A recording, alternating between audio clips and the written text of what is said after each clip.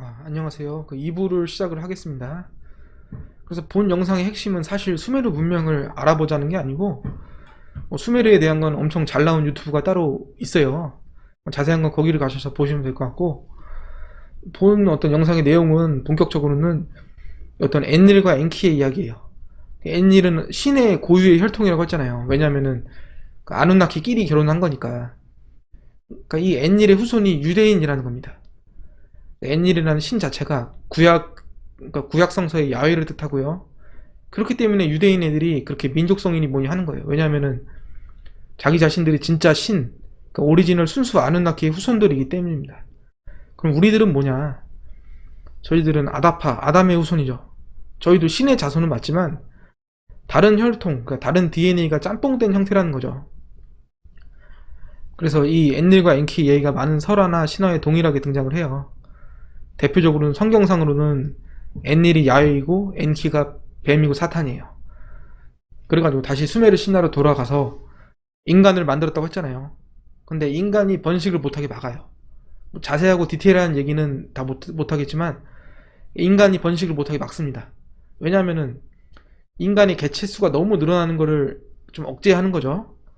그래가지고 엔닐이 인간을 통제해요. 성관계를 못하게 막고, 또한 어차피 노예로 부릴 거잖아요. 금을 채광하기 위한 노예니까 뭐 지식이나 이런 걸 알려주질 않아요. 한마디로 그냥 노예로만 부리는 거예요, 인간을. 그러니까 단순하게 이것뿐만 아니고 인간이 그러니까 뭐 마구잡이로 막 세력이 강해지는 거를 좀 막는 그런 차원도 있겠죠. 뭐 혼란스럽고 그러니까 자기들 입장에서는 미개한 인간이 자꾸 막 번식을 하게 되면은 이게 막 통제하기도 힘드니까 그런 거겠죠. 이때 생겨난 게 종교도 비슷한 시기에 같이 생겨났습니다. 종교라는 것도 어떻게 보면은 인간을 통제하기 위한 그런 수단이 맞죠. 왜냐면은 어떤 그런 개념이잖아요. 뭐 제단이나 신전에 우리 신을 위해서 무언가를 바쳐라, 약간 그런 개념이잖아요. 그래가지고 그러던 와중에 이 어떤 통제가 풀리게 돼요. 당시 아누나키들이 뭐 인간과 사랑을 나누게 돼서 뭐 개체수가 폭발적으로 증가하게 되었고, 또한 엔키가 인간들에게 지식을 전수해 줍니다. 공부를 가르치기 시작해요. 이것을 성경상에서는 이 엔키라는 뱀이 인간을 유혹해서 선악과를 따먹게 시켰다, 뭐 이런 식으로 나오는데, 여기서 말하는 선악과는 지식을 뜻하고요, 또한 성관계를 뜻하기도 합니다. 엔키가 그러니까 왜 인간에게 지식을 전수해 주었을까요? 인간을 창조한 건 엔키예요. 엔키가 인간을 만들었다고 했잖아요. 생각을 해보세요. 엔키는 과학자이고 인간은 창조물이에요. 그러면 엔키라는 이 과학자 입장에서 창조물인 저희를 생각을 한 것이겠죠. 그리고 뭐 자기가 만든 이 인간이라는 창조물이 발전하는 걸 보고 싶은 거예요. 그러다가 걷잡을 수 없이 인간이 늘어나고 너무 이 세상이 혼란스러워지니까 이 엔닐을 주축으로 인간을 죽일 계획을 세웁니다. 그게 바로 대홍수예요. 이걸 딱히 악의적으로 생각을 하시면은 안 될 것 같아요.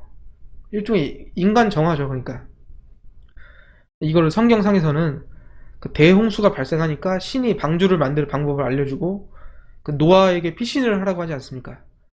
근데 수메르에서는 완전히 달라요. 이 엔닐이라는 이 구약의 신이 대홍수로 인간을 쓸어버리게 되는데, 이 엔키 입장에서는 다시 한번 말하지만 자기가 과학자잖아요. 과학자. 유전공학으로 인간을 창조를 해냈는데 자기가 애써 만든 그 발명품들이 다 죽게 생겼으니, 창조된 인간이 다 죽게 생겼으니, 뭐랄까, 이 과학자 입장에서는 자신이 만든 완성품이 죽게 되는 걸 보고 있을 수는 없잖아요. 그래서 잠수함을 만들어가지고 소수의 인간들을 살립니다. 그러니까 실제로 뱀이나 어떤 사탄이라고 불렸던 엔키가 사람을 구했다는 거죠. 인간을 구했다는 거죠. 물론 수메르 신화상으로 말씀드리는 겁니다.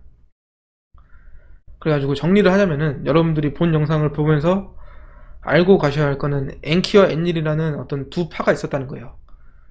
엔닐을 대표하는 저 문양은 저 원형 십자가 문양이고, 엔키는 뱀의 형제단이라고 해가지고, 그러니까 우리 현실로 따지면 약간 학원 같은 개념이에요. 학원.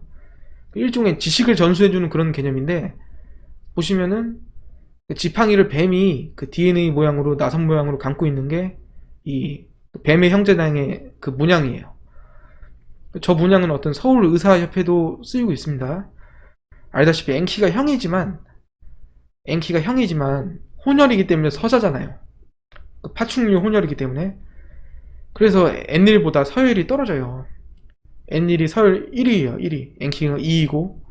그래가지고 당시 엔릴이 이스라엘에서 자리를 잡았습니다. 맨 처음 아누나키가 내려온 장소가 그 이스라엘 주변 지역이죠.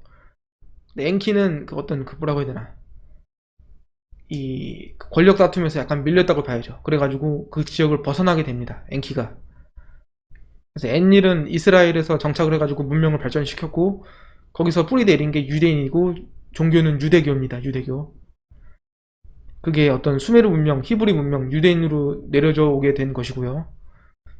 그래가지고 엔키는 이스라엘을 벗어나서 다른 장소로 가게 되는데, 신이 사실 엔키랑 엔릴 둘만 있는 게 아니고 더 많거든요.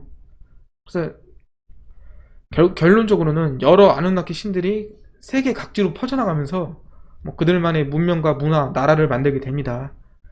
그럼 엔키는 어디로 갔느냐? 동방세계로 넘어오게 돼요. 동방세계는 저희 한국뿐만 아니고 중국을 말하게 돼요. 하여튼 중국 땅으로 오게 되는데, 그 중국의 창세 신화를 아시는지요?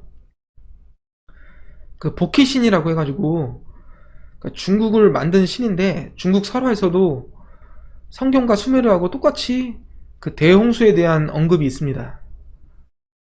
잘 보이실지 모르겠는데, 다음 걸 보시면은 잘 보이실지 모르겠어요. 전설에서 복희는 인류에게 닥친 대홍수 시절에 표주박 속에 들어가 있던 덕분에 살아날 수 있었다고 한다, 이렇게 나오잖아요. 그러니까 이 대홍수랑 똑같은 거예요. 성경하고도 똑같고 수메르하고도 똑같아요. 이 중국 신화도. 이게 뭡니까? 제가 아까 말했잖아요. 수메르에서 엔릴이 인간을 쓸어버리려고 대홍수를 일으키니까 엔키가 인간을 살리려고 잠수함을 만들었다고 했잖아요. 이 표주박이 잠수함입니다. 그리고 복희도 엔키하고 동일한 인물이에요. 그러니까 중국의 어떤 신인 복희가 엔키라는 거죠. 그 중국의 창세신이 엔키라는 거죠. 여기 보시면, 그림을 보시면 몸통이 뱀으로 되어 있지 않습니까? 손에 들고 있는 거는 이 직각자하고 컴퍼스예요. 이게 무엇을 의미하냐면은, 엔키가 그 유전고각, 그 과학에 관심이 많다고 했잖아요. 그러니까 그 과학을 대표하는 그런 도구들이죠. 컴퍼스랑 직각자가 과학을 의미합니다. 여기서 뭐 여와와 복희 이렇게 써져 있잖아요. 여기서 이 여와가 누구냐? 그 엔키의 동생 담키나예요. 다음 걸 보시면은 여와도 중국 신화에서 인간을 창조한 것으로 알려진 여신이다. 담키나예요. 담키나. 제가 아까 말한 대로, 그러니까 엔키와 남매지만 수메르 신화상으로 서로 둘이 결혼을 했어요. 제가 맨 처음에 말했듯이 그 인간을 창조할 때 3명이서 창조했다고 했잖아요. 그 엔키랑 동생 담키나가 인간을 만들었다고 했잖아요. 뭐 니너사그까지 포함을 해가지고, 그러니까 중국 신화에도 동일하게 나오는 거예요. 인간을 창조한 것으로 알려진 여신이다. 엔키의 동생이에요. 복희와 남매로 구전된다. 똑같잖아요. 복희와 남매다. 엔키랑 담키나가 남매인 것처럼 복희와 여와도 남매다. 그러니까 똑같지 않습니까? 좀 신기하잖아요. 이걸 믿을지 안 믿을지는 뭐 본인의 자유지만, 저는 사실 이런 건 다 믿는 편이에요. 전체적으로는 못 믿어도. 한마디로 결론을 내리면은 아누나키 신들이 특정 시기를 기준으로 지구에 내려와가지고 이런 각 나라의 문명이 창조되었다고 보시면 됩니다. 그러면은 이 아누나키가 내려오기 이전의 지구는 무엇이냐? 이 지구 자체를 만든 신이 또 있다고도 해요. 뭐 아누나키보다 더 위급의 상위 신이 있다고 합니다. 그것까지는 너무 방대해지고 끝이 없어요. 일단 아누나키 그리고 수메르 자체만으로도 뭐 기원전 수십만 년 전이니까 그 이전의 원시 지구에 대해서는 본 영상에서 생략을 합니다. 이것으로 2부를 마치고요. 3부에서는 좀 더 충격적이고 신비한 이야기를 해보도록 하겠습니다. 감사합니다.